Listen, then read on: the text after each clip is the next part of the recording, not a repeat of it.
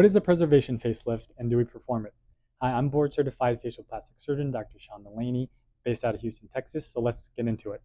A preservation facelift is a more recent development in deep plane facelift surgery where the surgeon attempts to limit how much of the skin is separated from the underlying tissue, with the idea being that you preserve a better blood supply by keeping a composite flap with the skin and the subcutaneous tissue and the SMAS all together, so you have faster healing and less risk for complications, such as skin necrosis is a more serious one, but you could also have delayed healing, telangiectasia formation, or even the skin just has a less healthy, more grayish appearance.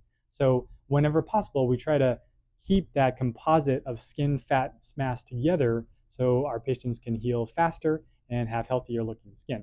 So personally, yes, I do perform preservation facelift.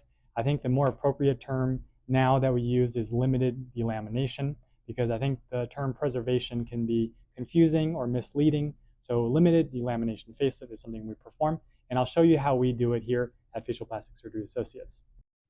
Here's a schematic of how we typically perform our facelift surgery. Now, I know it's a lot, so I will go over all the different areas so you can understand what I'm showing you here. So first off, all the highlighted green areas, that is where we perform the subcutaneous dissection. So we still have to separate the skin from the underlying structure. Now, what I show here, this is much less than we used to perform traditionally with more conventional types of facelifts. And you can see here, right under the neck, we have one little bridge here where we don't elevate the skin at all. So we perform our subcutaneous dissection and we enter the deep plane. So this is where we transition from being just under the skin.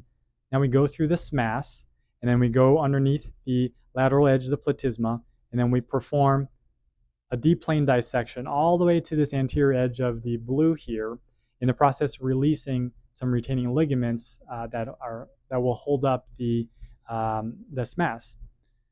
Here in the center of the neck, we'll also approach the platysma from the medial surface, and we go underneath here. We dissect underneath the medial deep surface of the platysma as well. Once everything is freed up, then we advance the SMAS up and superiorly, and what that's going to effectively do is then really limit how much of subcutaneous dissection the patient has at the end of the case, and this way you really will minimize complications associated with extensive subcutaneous dissection. So once the SMAS has been elevated and then inset, you can see compared to the beginning where we had much more green, we still have a few areas of subcutaneous elevation, but it's really much, much less than before.